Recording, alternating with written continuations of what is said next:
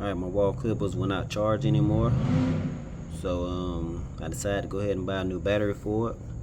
And I want to show you that the blue light just stays on. As you see, the black light does not go off. Oh, there you go. Just stays on, just like this right here. So I'm going to switch out the battery. Alright, so I've already took the first two screws out. It goes here and there. So I'm going to take this top case off.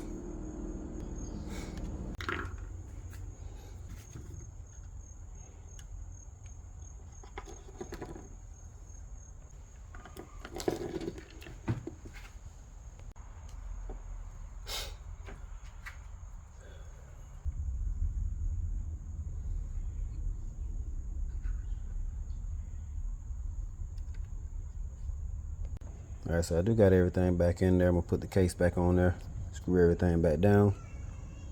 Alright, so got the case back on. All I got to do is put this back on, put the screws back in. Now I'm going to check and see if it will charge. Alright, so let's check it out. So again, this blue light keeps flashing, then it was the battery.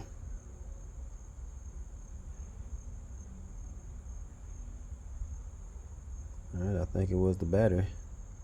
It is now charging.